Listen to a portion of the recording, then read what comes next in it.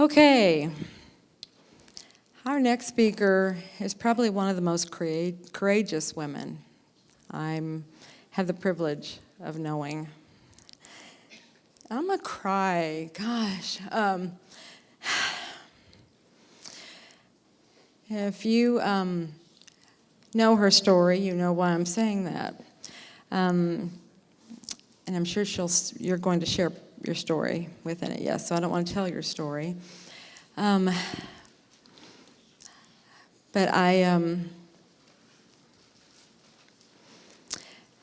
to have, what she went through is, anyway. But that's why I'm saying this. But sometimes we have to go through really, really tough things to get us on our path and get us where we're supposed to be. But we always have our help, just like Annie was saying, we always have our guides, our guardian angels. We always have them with us. We may not always know they're there, but they are always with us. And what was so precious when we did the radio show this year, both of our angels were present. I'll let you finish that because I don't want to give it away, okay? Oh, gosh. Thank you. We know what that is, don't we? Okay, everybody's going, what is going on? Okay.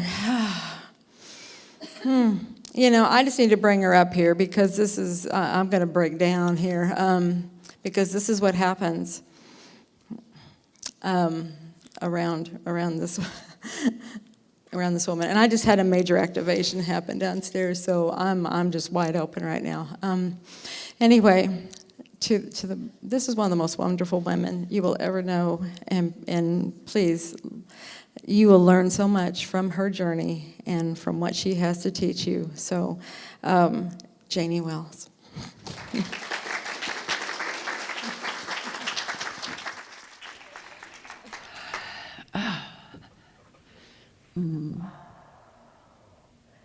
Yeah, they're both here. Mm-hmm. They are. Yeah.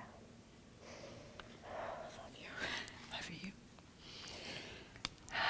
I can also be funny.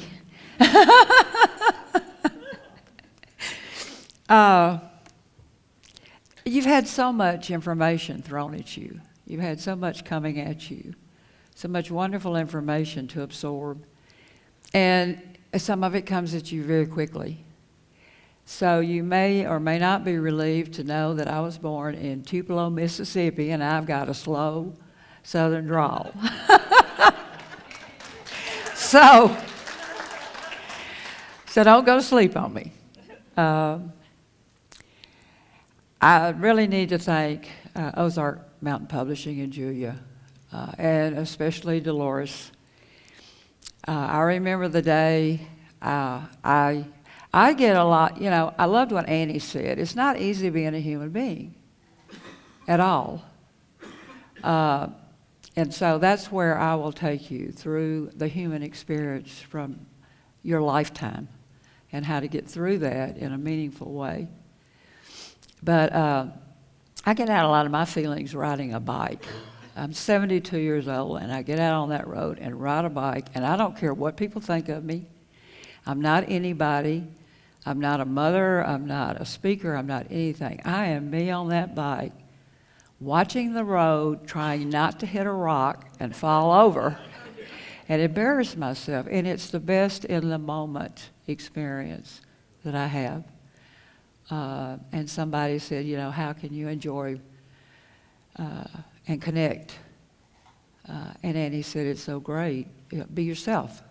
Find something you love to do. Get lost. You find yourself when you get lost more than any other time.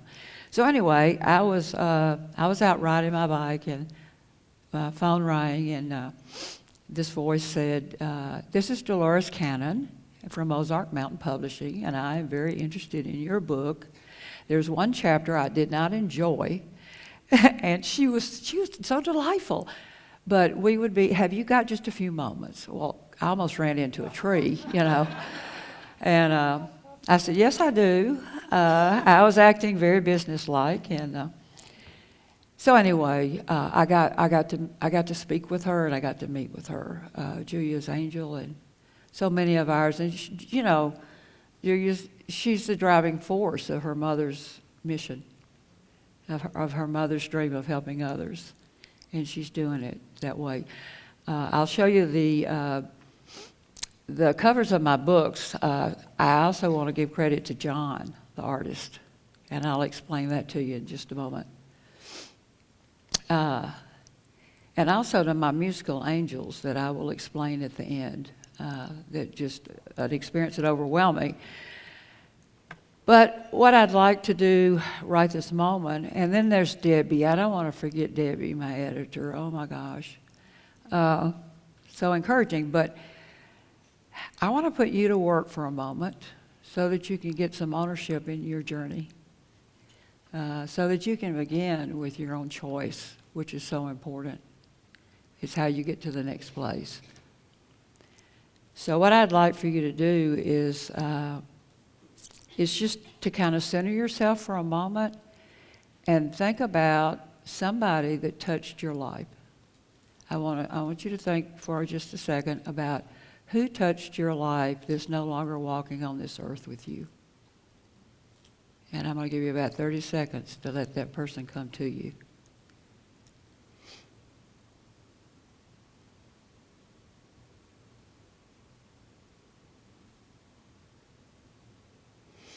Okay, they're always with you whether you know it or not, but you can consciously bring one in by your side.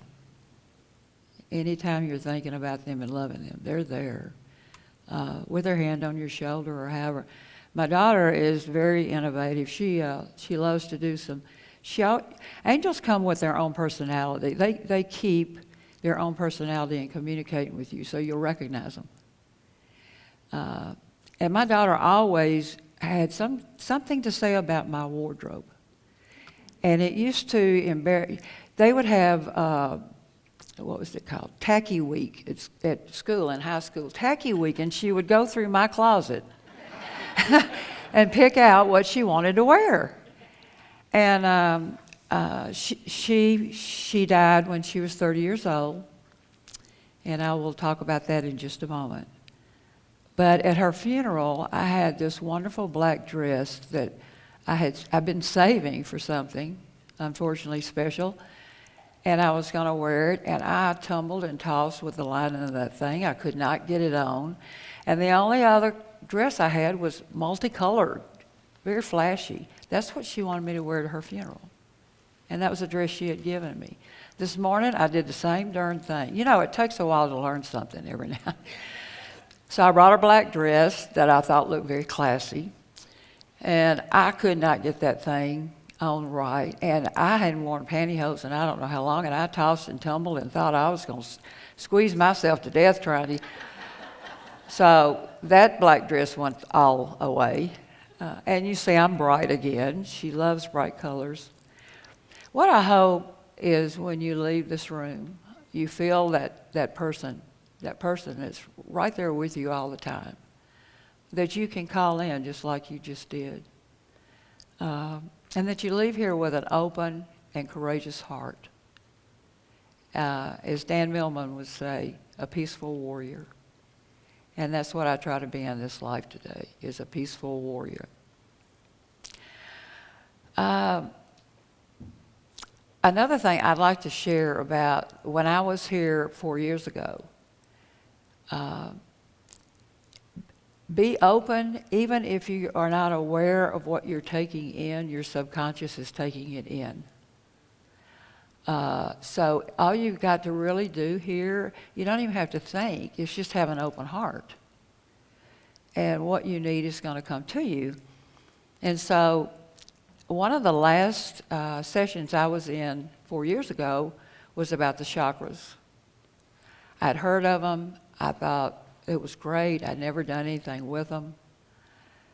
So I thought I'd sit in with what she was saying. And I tried to get into it, and I'm more of an experienced person than I am a mental person.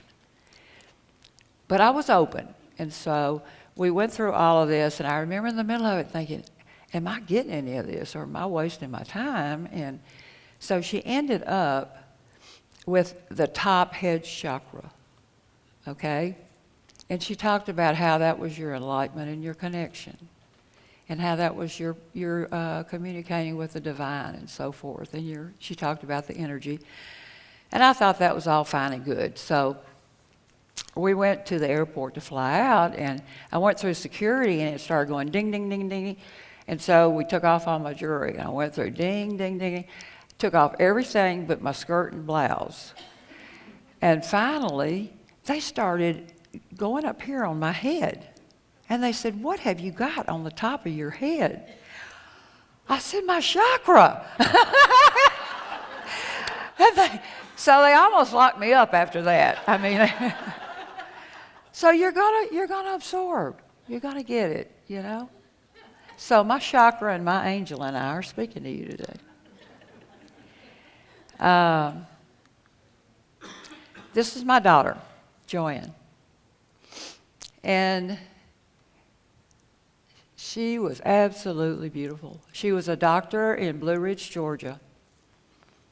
And she lived, I've never wanted to keep my children from living their dream. So she moved up on top of a mountain in Blue Ridge, Georgia. She had clinics on both sides of the mountain. And I just didn't want to say, Joanne, I'm afraid for you to do this. So I went out and bought a Jeep so that I could go up and get to her. But it was her dream. She'd always wanted to be a healer in the mountains and around waterfalls, and that was her dream. And somebody asked me one time, my son races bikes, which he'll go down a hill on a mountain on a bike 50 miles an hour. I've never watched him, but I know that he does that. And somebody asked me, they said, aren't you afraid for your son to do that? And I said, you know, after Joanne died, and I said, I had rather, now this is the spiritual me talking, not the mother me, okay? I had rather my child die living her dream than live to be 100 years old thinking she never could have done that. And I feel that way.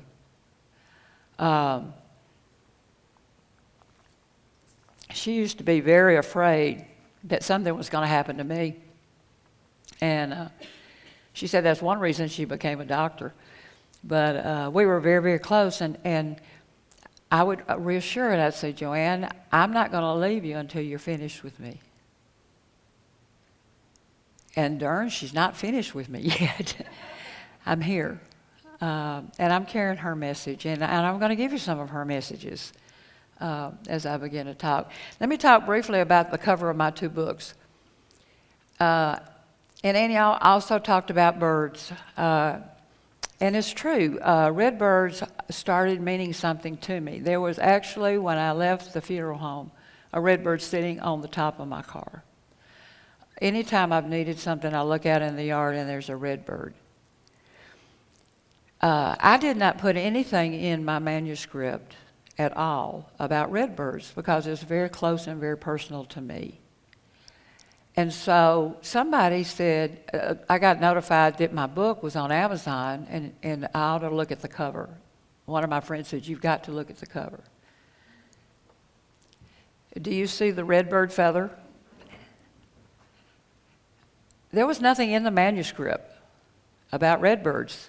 And it was like Joanne was saying, Mom, surely you're not going to miss this.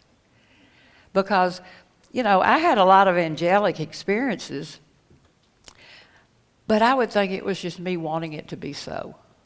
Was it really happening, or was it really, you know, her with me? So, let me get to the next part of this. The human journey, if you notice, there's a red bird feather on a beach all by itself, like it's waiting for something. And then in the second book, The first book, I was trying to learn how to get my head above water. And in the second book, I'm swimming like a fish. Because I chose to do that. You know, we have choices, and at the funeral, I realized that how I handled that loss was going to set my destiny's journey here very profoundly. And I could either be a woman of fear and anger or a woman of faith. And I chose to be a woman of faith. And that has been a much better choice for me all along. So on the second book, you see me walking on the beach with 2 sets of footprints. And John just does an awesome job. We had a lot of adventures together, as you see, and we loved cowboys, and we loved Indian music. And here we had the flute right before I talk, and the beautiful voice, and it just centered me so much. We loved being out west, and we'd always have a picture taken of what we were doing. And so you see there, we were ready for shooting and guns and cowboys. And then this was the last picture I took of her. We hiked the Grand Teton Mountains quite often. And this was in front of a waterfall. That was right before she died. So that's my angel, Joanne. Now, how did she come to me? One of the ways, she had probably saved 200 books. We were going to build a wellness center out west.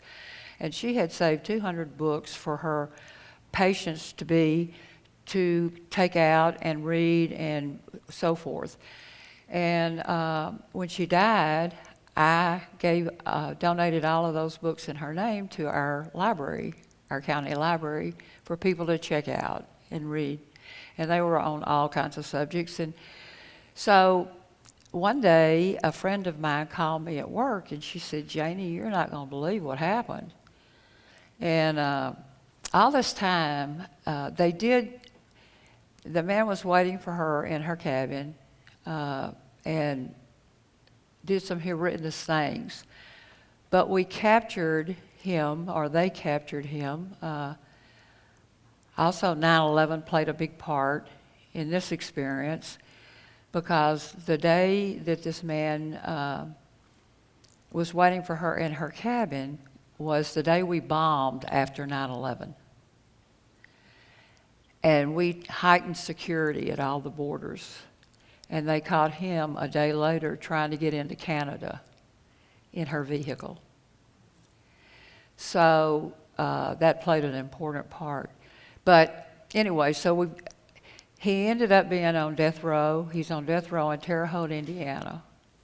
And people say, "Don't you feel bad about he chose that for his earthly journey. You know, he chose that. I didn't choose that."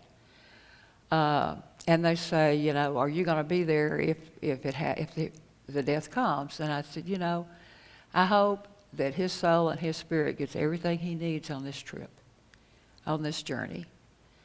And at that level, but I said, as a mother, I want to be, he was the last one my daughter saw on earth. And I want to be the last person he sees on earth as her reminder. And so that would be the reason. So anyway, but I did keep praying over and over to God. I said, "God, you have got to let me know where my daughter is before the trial. Please let me know where she is." I was trying. I had just lost all faith. I had to borrow anything that she had left in her journals or whatever for my beliefs in my faith. It was a very dark place.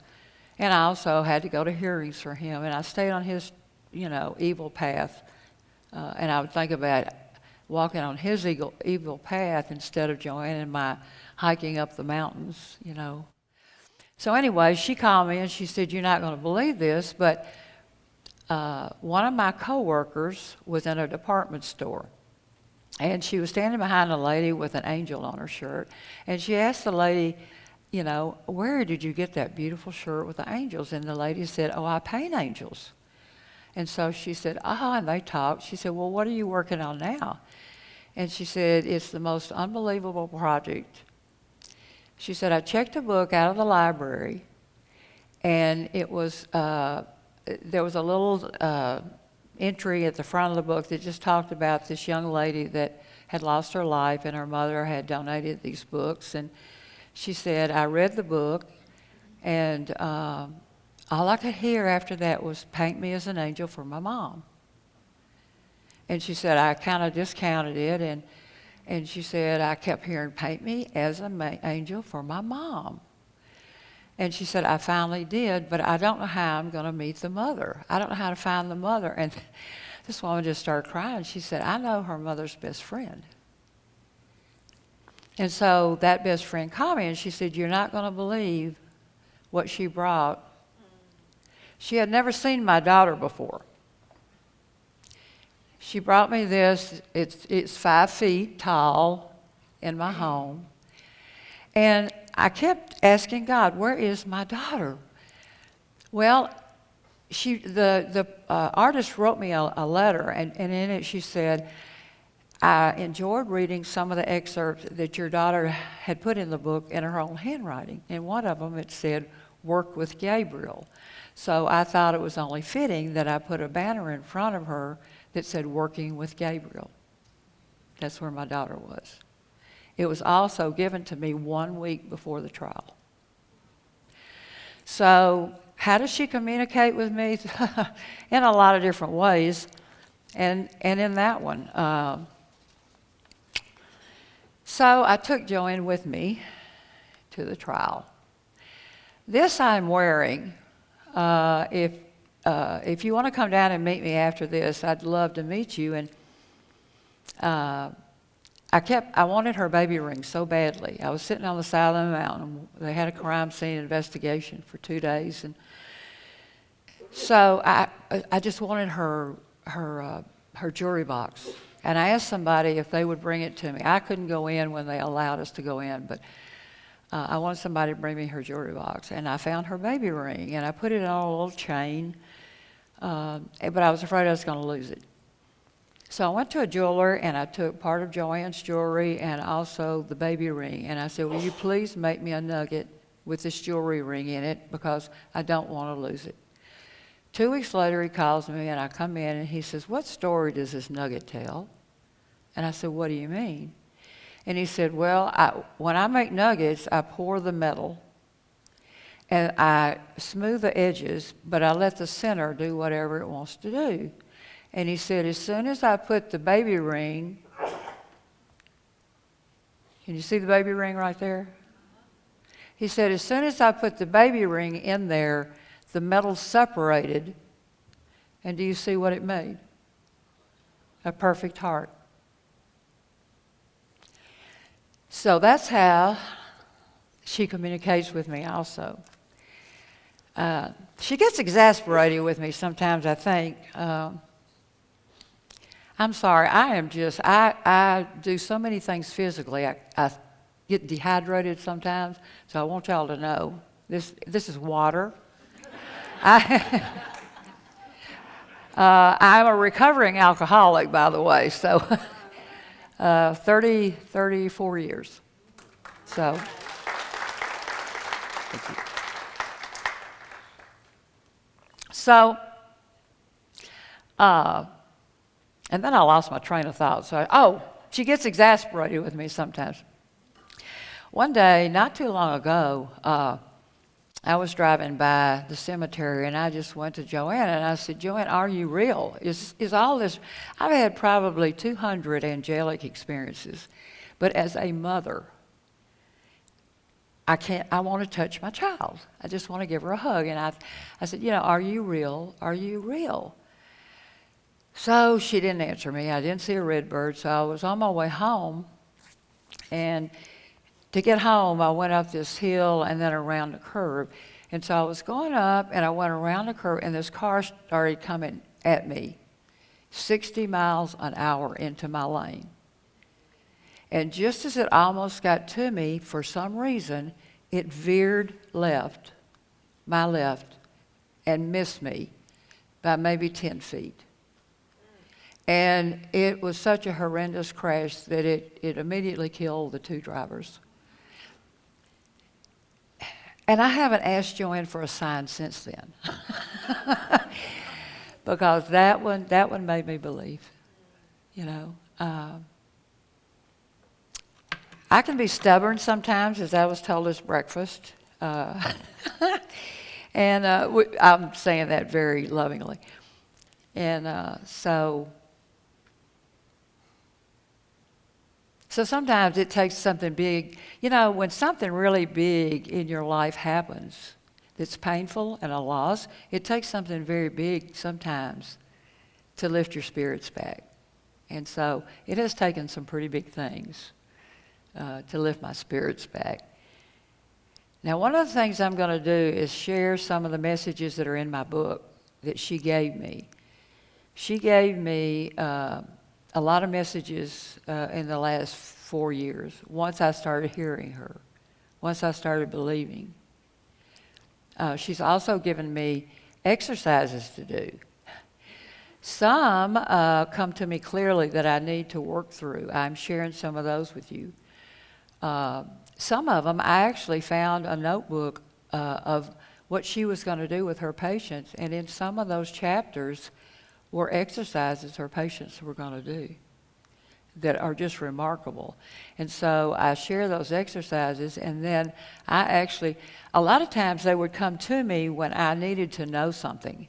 And so that's what would come to me, and I would actually do that. Sometimes it would take me months to complete what she was asking me to do, but I always got my answer.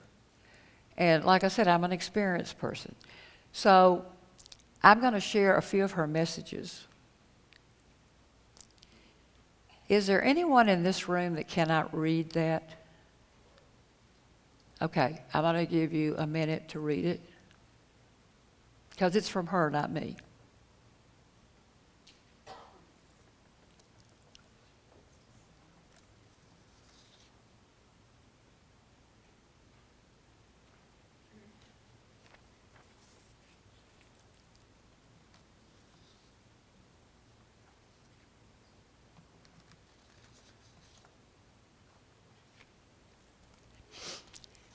Maybe that resonates with you a little bit.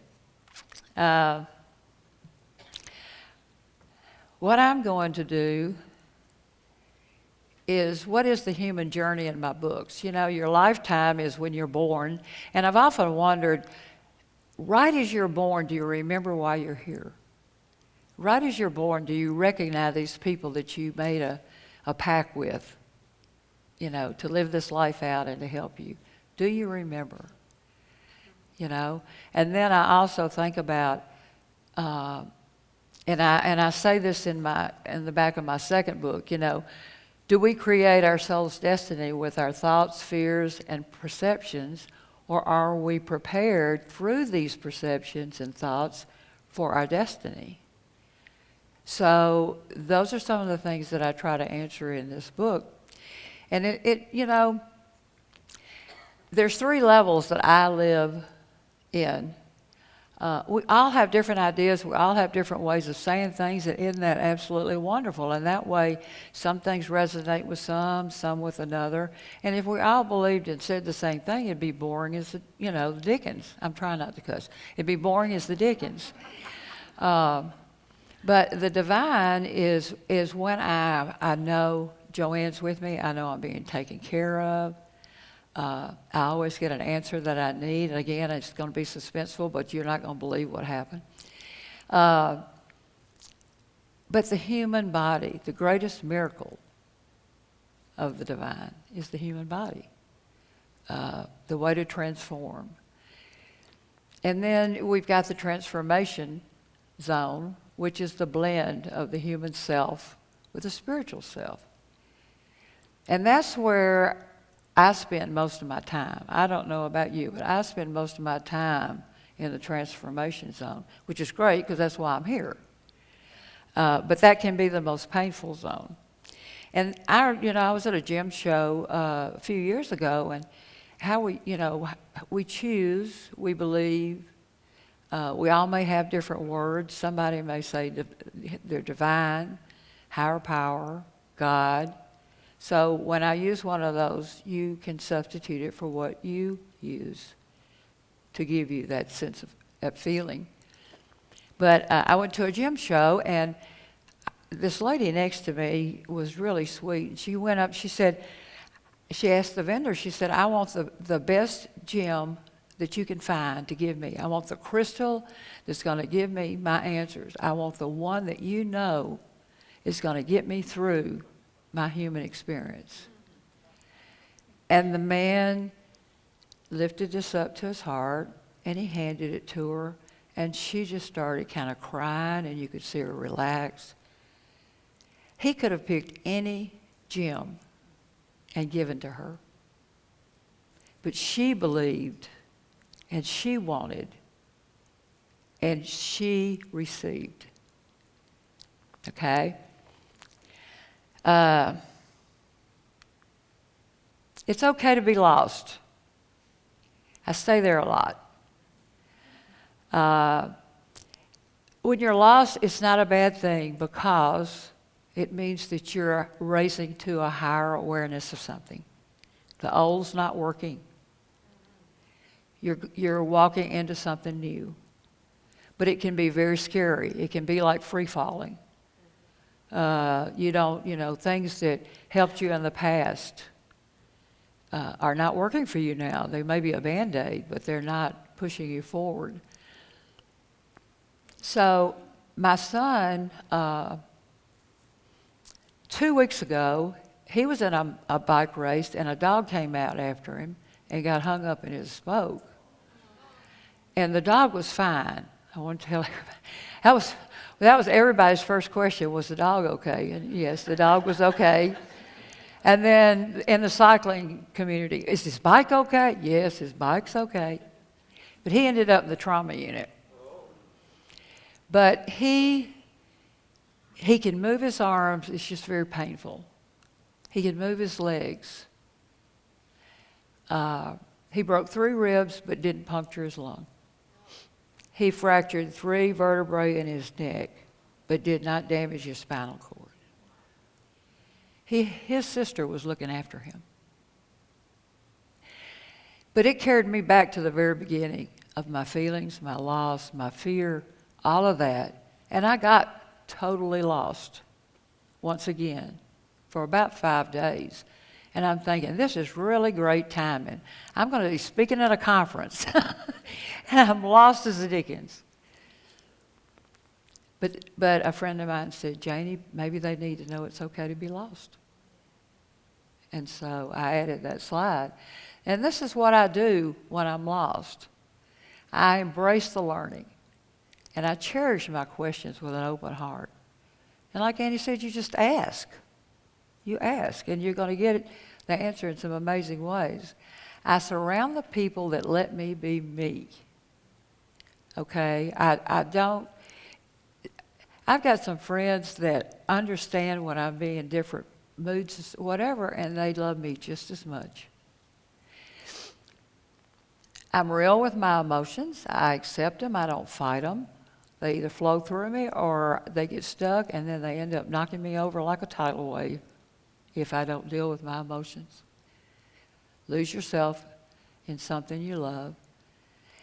And I actually found this on Joann's refrigerator, a note that said, get rid of anything that doesn't make you feel beautiful and loved.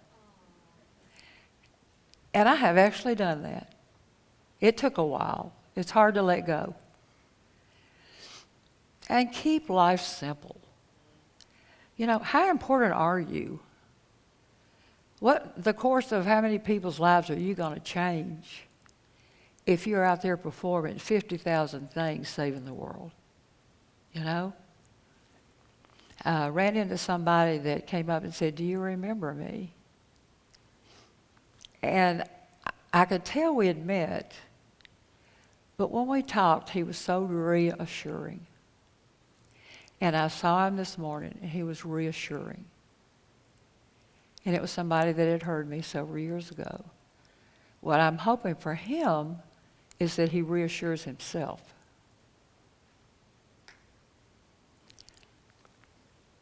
Okay. Another message from Joanne, I'll let you read.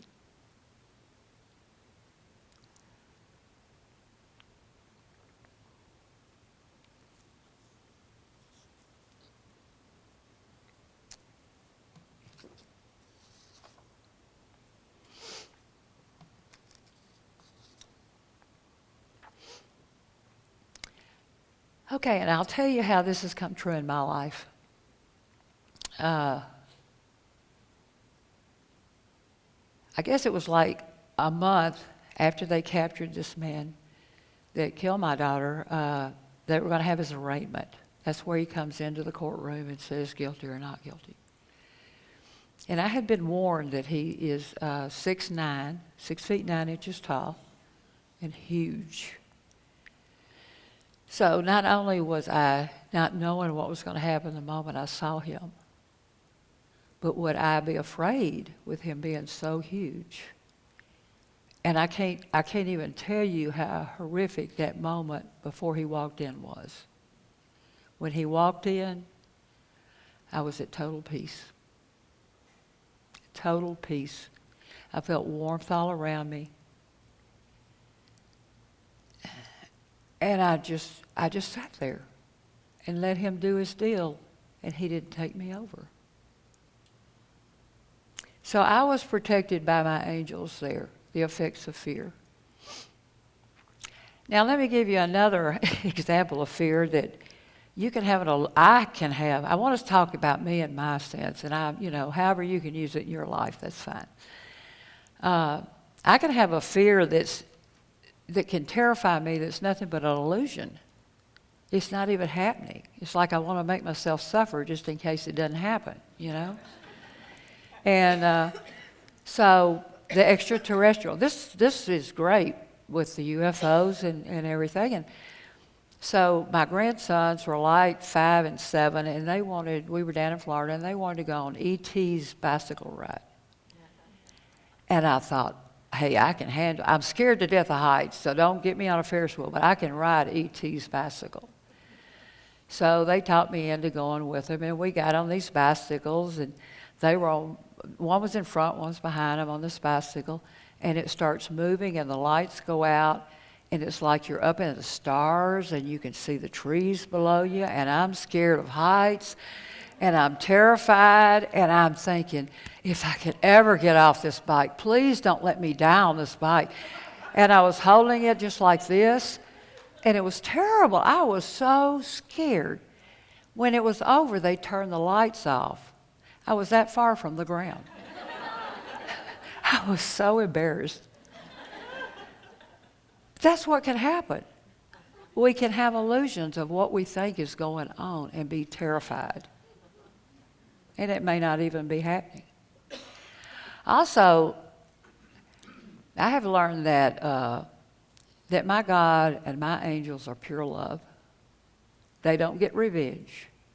If somebody hurts me terribly, they don't go hurt them. It's not like an eye for an eye in that way. What they do is they send heavenly earth angels that come and love me and support me in some surprising ways. They come with love to support me. They don't do anything negative to anybody else. I had a terrible experience with someone that just can really push my buttons, and it was terrible that day. And the first thing I can do sometimes is judge myself. And so I was thinking, oh my God, I guess I shouldn't have done this. And I have a propane tank. And I live out in the country and love it, out in the woods. And I saw that he was out there filling up the propane tank. And I just walked out for a moment to see how he was doing that. And he said, have you been through an experience lately? And I said, yeah. He said, I can tell it in your face. And I said, okay. So he said, I bet you ruffle a lot of feathers because you seem like you really are a loving spirit. Did I need that day? From the man with the propane tank. So, you just never know. I try to be open. I try to have an open heart no matter what. But I also protect it with caution. How does extreme torment that produces reason for the person to abandon faith turn into stronger faith than before the experience? One thing that I found out, and it took me a long time to get to this peaceful place, I can tell you. This did not happen overnight. Is it no matter how I feel, no matter what I think or believe, they're still there. I have not changed them. Prayer does not change them. I think that my prayer is telling me what's getting ready to happen in a subconscious way. Prayer changes me. It does not change God or my angels. And how does it take place? Slowly. By my intentions, my decisions, and my choices. And the one biggest gift with loss, when you lose everything, you can make a choice of where you want to go from there. Another message from Joanne about living as you.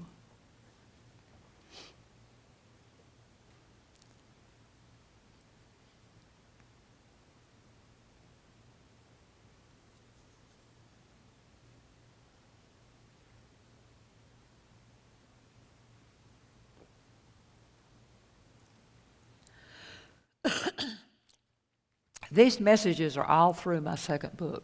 My first book, I chronicle Joanne and my journey and our spiritual journey before her death and after her death. The second book is about all she has taught me and the messages she has given me and some of the exercises that she has wanted me to do. And it's also going to give, I'll share a little bit of it, my chapters of the human experience, the phenomenon of life, and so forth. And I'm going to share a little bit of what Joanne has led me to do that has changed my life. Okay, I'm going to put you to work again. These are the greatest human wishes. And you've probably got some you could add. But these are the ones that I'm aware of in my life. We all want others to see us for who we really are. Do you see yourself for who you really are? We want someone who will love and accept us. Do you do that for yourself? We all want someone who will stay by our side through thick and thin. If you're afraid, do you leave yourself? If somebody tells you you're a chair, do you think you're a chair and you abandon yourself? We all want to be cherished. Do you honor and cherish your worth today? Do you know that you're special? You know, I experience me more than anybody else on this earth. I experience me 24 hours a day, even with my dreams. So I try to like me. And I try to take care of me. And I love nurturing and helping others. But if I give everybody peanut butter out of my peanut butter jar, and I don't go to the grocery to replenish it, I'm going to starve. I won't be there to help others. So we need to learn to take care of ourselves. This is how loss and spiritual transformation can change your life. When we lose something that is precious to us, and I can tell you this right now, everybody in this room's had a hard time with something. It's what's drawn you here. It's the gift of that something that was hard for you. And I also have a definition, different. I've heard this a couple of times, the difference between organized religion and spirituality.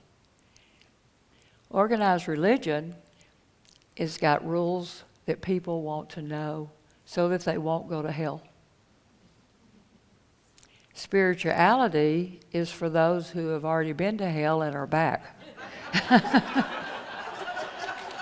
So,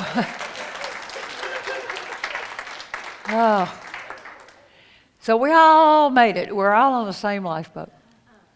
But don't you find this true? When we've lost something and we're empty and we're just not sure, we have got to keep it simple. We lose the energy to play games with people, so we don't pretend to be something we're not. How freeing. Doesn't that seem like it would be the simplest way to live? And yet it's the hardest. We question what life's all about, so we look around with a new set of eyes. Now, I've talked about a lifetime being birth and death. The journey in my book is the journey you begin to take when you're looking inward. It's your spiritual journey. Okay. We begin to take life in the moment and have no energy to do much more than let life happen and trust. There's no way I'm going to change all of you in this room and the life and what I want to have happen in the next second. So why am I trying to do that? You know, and like right now, I'm not trying to impress anybody. I am just so happy to be able to help others and to share my story. And I'm going to be honest with you. I'm doing it for me as much as I'm doing it for you. It makes me feel warm and tender. It reminds me. And Joanne is speaking through. A lot of times I'm saying something right now, and it's like I'm hearing it. Okay? I am not this smart. I can tell you that right now. She co-authored that second book, definitely. And the moments of truth become who we are, not just what we fleetingly think. It is down into our heart because we have to dig very deep to get it. And we move from our head to our hearts and live our life with purpose and dignity. In that moment of loss, I quit wondering about the mystery of life and asked to be able to live it. I moved from my head to my heart. Again, it takes time. I didn't ask for this. It took time. And I'll tell you another thing about prayer. And again, I just loved Annie's talk.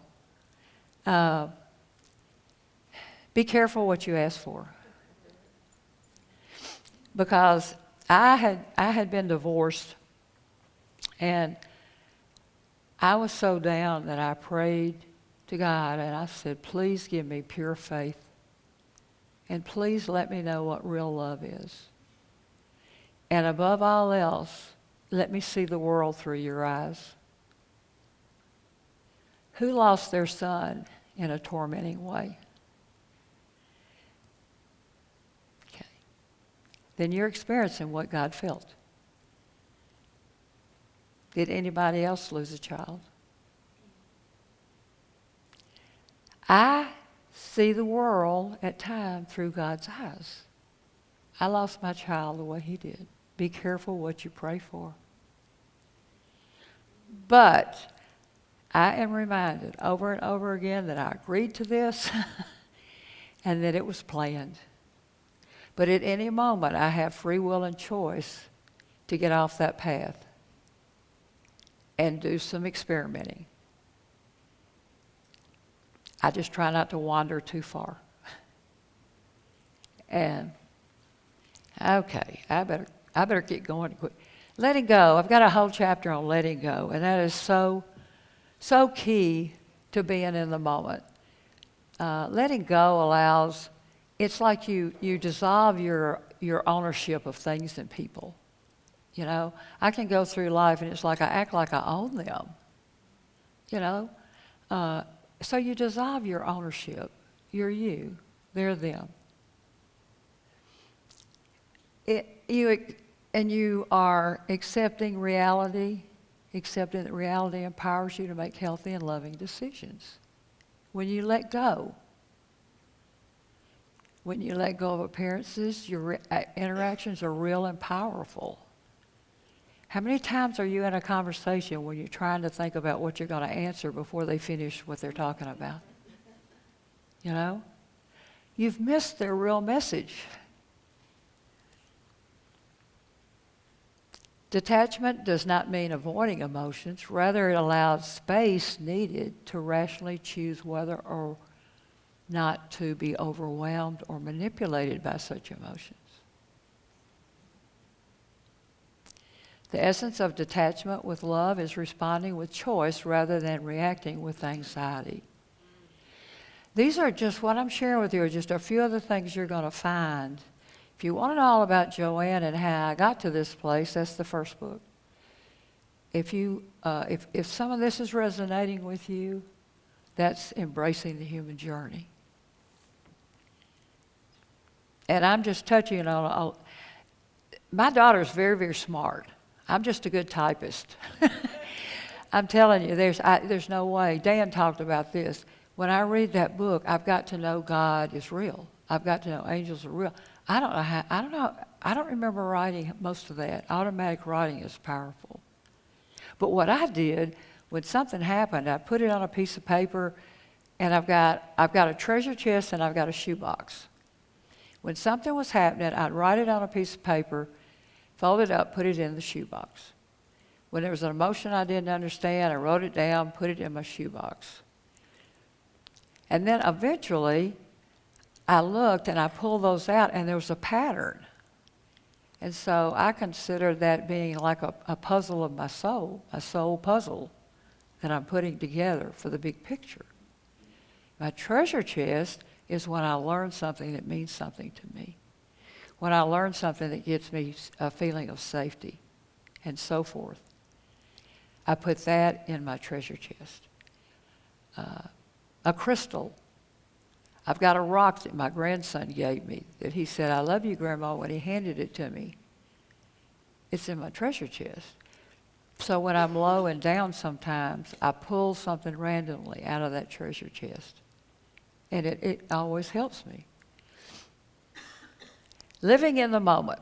This is one of those moments that every moment is new, and you can choose how to experience it. An experience consists of a series of moments. Life is not about beginning and the end of your journey, but the moments that took your breath away. My grandson is now 22 years old, but he was 4 in this picture.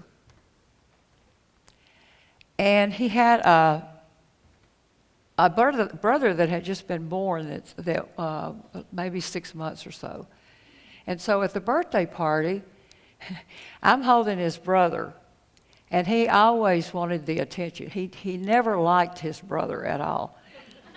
And as a matter of fact, he came home, and in the first grade, he came home and he said, "Mom, do you know what makes babies?" And she said, "Yeah." He said, "Well, get rid of that thing. I don't want another brother." So he never liked his brother. But anyway, so he saw me holding Kyle, and Patrick said, wait, Grandma wants to play, knowing that I'd have to put Kyle down and come to the circle. And so this is him showing me how to raise your foot in the game.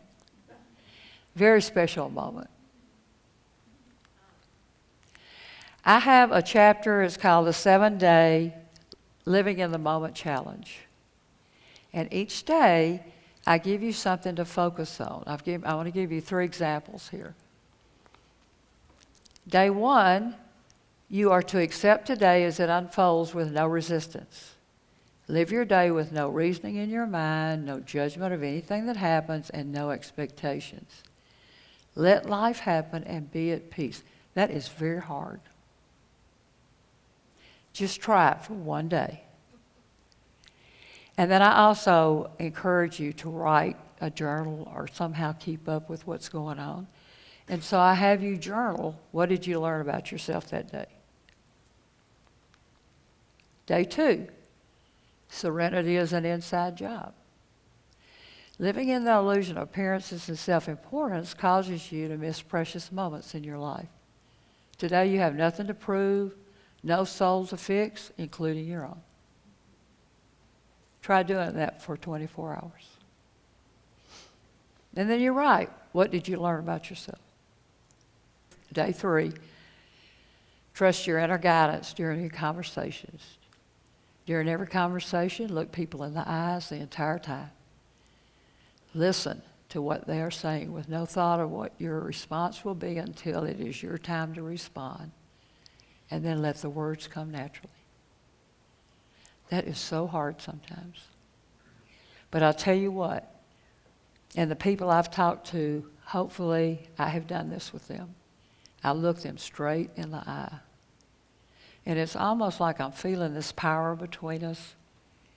And it's like I almost know what they're saying without words. You know? And it's awesome. Okay, I shared with you that I'm a recovering alcoholic. And back in 1983, it was not very proper for women to be alcoholics. And it was interesting, too, because I had my first drink when I was 21, actually. I was trying to be perfect so nothing bad would happen to me, but it didn't work. But so they would put me in a mental hospital when I got too much out of control and really didn't want to be here because of the emotional pain that I had felt growing up. And when I got out of the mental hospital, my psychiatrist, bless his heart, he didn't know what to do with me. And he said, I think there's a group of people that can help you. And so I attended my first meeting. And somebody gave me a list of my Bill of Rights.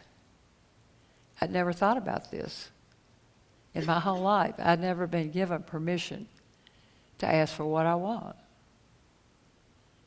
to refuse requests or demands I can't meet, to change my mind, to make mistakes and not have to be perfect. This is so hard. How many of y'all have a really, really easy time to saying no? It's just almost impossible, especially when you feel like you can do it, or you can fix them, or you're that important it won't get done if you don't do it. To say no to anything when I feel I'm not ready, it is unsafe or it violates my values. I try to stay in touch with my values. That usually keeps me on a fairly good path. And I've actually written down what I value the most. And then I set priorities of the most important things in my life. And that helps me when I get into a situation of not trusting my intuition, is I look at that list and see if my decision is going to violate anything that I value. I expect honesty from others, and that's okay.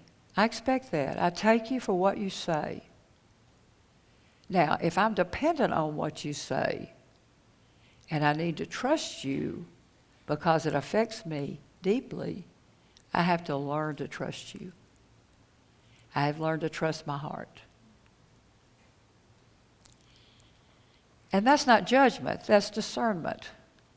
If I don't have any discernment, what am I going to know what's good for me and what's not going to be good for me? And I can say, I don't know. I taught technology. I got the first computer in the school system, and I taught technology before most of the teachers even knew what a computer was. And so we changed the typewriters and put in computers, and I'd have a class in the afternoon teaching them how to use them, and they'd teach the kids the next day. And many times they would say, well, how do you do? I'd have to say, I don't know, but I will find that out for you, and I will find you a good resource if that comes in the future. And so I was always relaxed with them because I could say, I don't know, but I will help you find that answer. And I have my, Bill of Rights to have my needs and wants respected by others. I grew up in a family when I asked for something, it spoke my mind, I usually got punished. So I pretty much was raised to be Miss Perfection and to do whatever I thought you wanted me to do and would make you happy. And then one day I thought, how am I going to know when they're happy? And I thought, some people have this expression when they're happy, and some just look peaceful. Everybody has different expressions. So how am I going to know which expression means they're happy? And finally, I just realized I'm fighting windmills. I don't know how you feel about me when I'm talking to you. And that's not why I'm talking to you. I'm talking to you to connect with you, to communicate with you, to learn from you. I learn something in every conversation I have. And I have the right to be happy. Soak that one in. There's a little exercise in the book that talks about living with an open heart. So let's just think about these for just a second. When you make a choice, do you feel at peace or do you continue to question what you want? When someone is speaking with you, do you look into their eyes and listen, or are you trying to decide what to say when they are finished? When you answer someone, do your words flow effortlessly, or do you make sure you're saying the right thing and feel stuck? That's an icky feeling. I don't like that feeling. During a challenging experience, do you respond with confidence or react with second thoughts later? When getting dressed in the morning, do you visualize how others will see you? These are just some of the things and exercises in the book that I have been given by my angel. And it's things that you know, it may take you 3 years to go through that book if you journal everything and let it respond to you. You know, you could read a chapter and let it resonate with you for a long time and answer some questions and do some soul searching. And you can almost read it in any order. You know, if you needed to go to the chapter of letting go, you can go to that chapter. Okay, another message from Joanne.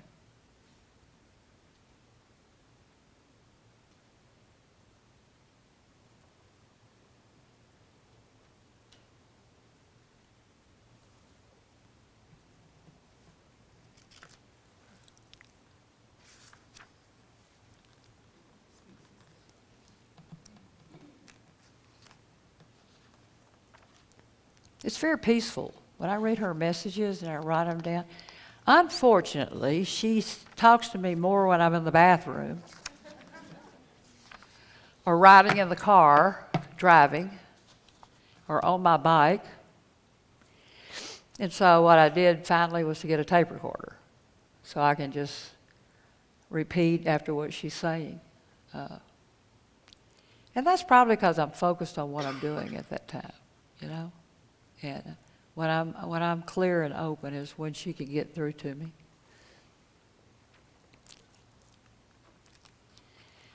I try to greet each day with something very positive. When I first wake up, I can feel really, really good and relaxed and rested, or I can feel nervous and jittery and not sure what's going on. So I try to greet each day with something positive. And I have given examples here of 3 days of what I try to greet each day for. And then you'll have room to write your own greetings for the day. But if you just read through those, you'll see an example.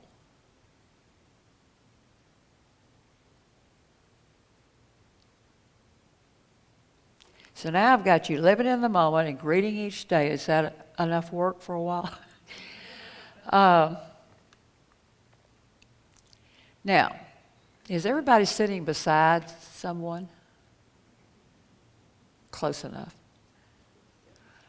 I want you to take just a moment to think about what one word describes your life up to this point. And then I'm going to ask you to turn to someone and quietly say the word to them. You can take turns.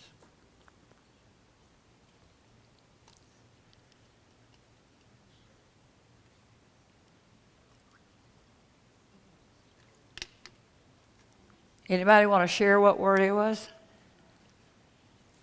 Is Julia there?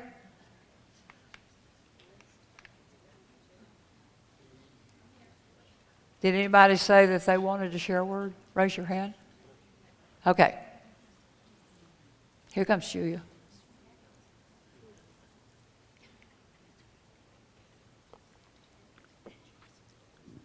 My word was blessed. And mine was challenging.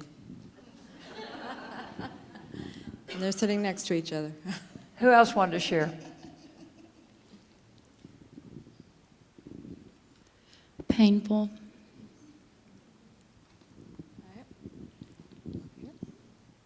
Anybody else? Hold that hand up high. Be brave. Miraculous. Ah. I keep trying. Oh. Annie, what's your word? Mine's blessed also. Delish. Okay, so everyone has their own take on what their life is so far. Mine is almost. I've almost had it all, but I can reach out and touch it. I've been told that Joanne and I are twin souls, and I don't doubt that. We went to the Grand Tetons once, and her birthday's the 1st of July, mine's in May, and so we decided when we got to Jackson Hole that we would buy the birthday presents. And so that morning, she went her way and I went my way.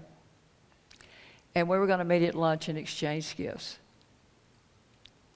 And when we opened our gifts, we had bought the same Teva sandals for each other. And there was all kinds of different looks you could get for Teva sandals, but they were the same.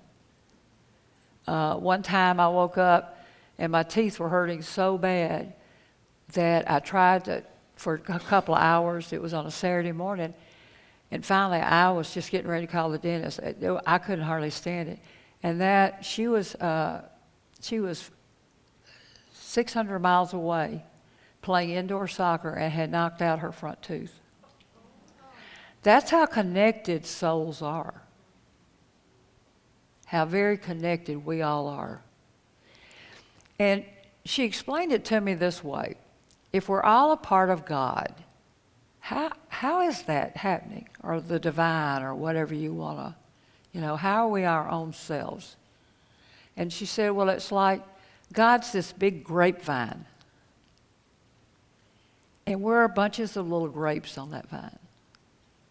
And we all look different. We all taste different. We're all different sizes, but we're all grapes on that grapevine. And so that's how she explained it to me. And then you might want to, this is in the book, you might want to take a look at this at some point. If you could create your itinerary before you come down here, which you probably did, but now as a human being, thinking as a human being, what would it be? What would you want to learn? What would you want to overcome? What would be your life's mission if you could actually create it? And this is a great exercise to write down when you do it.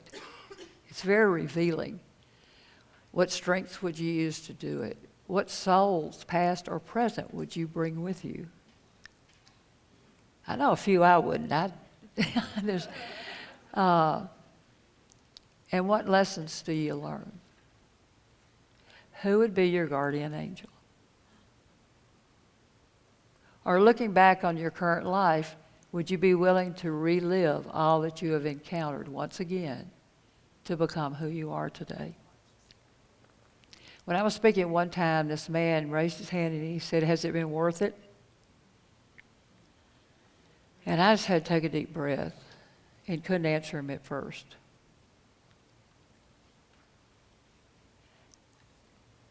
As a spiritual being, as a spirit, as a divine being, it has been worth it. It's what I wanted.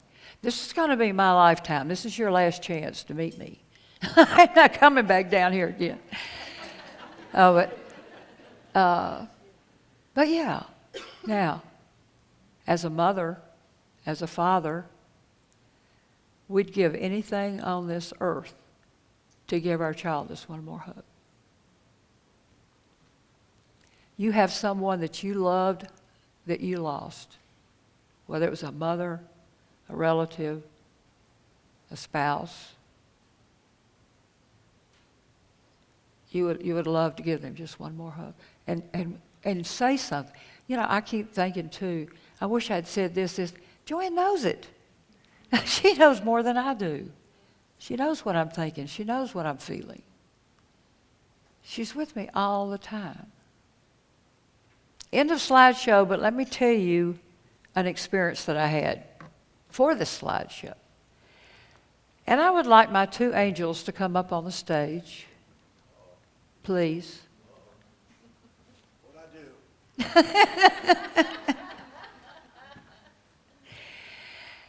There is a wonderful singer and positive person named Janice Stanfield. And she sang this song, If I Were Brave. And it was just a heartwarming song. And Joanne heard it in my room, so I bought her own CD, and she listened to it over and over and over again. And when she died, I could sit in the den and just imagine hearing it over and over again. And I had actually buried her copy of the CD. I had it in the coffin with her. And I wanted to play it for y'all at the end of my session and found that I left it at home. And I was just kind of heartbroken for a while. But this is how you're taken care of. We all met Thursday night, the people that were going to be involved in this, and I happened to sit by them. And they're the musicians, as you can see, and as you have heard, and they're so awesome. And they had talked about going to Unity Church. And I went to Unity Church for a while, and I knew that Janice Stanfield had some things to do with Unity Church. So yesterday, I got all excited yesterday morning, and I went up and I said, do y'all know Janice Stanfield? And they said, yes. And I said, do you know the song If They Were Brave? Yes. Will you sing it? We don't know it. We don't know the words. And then, tell them what happened. Well,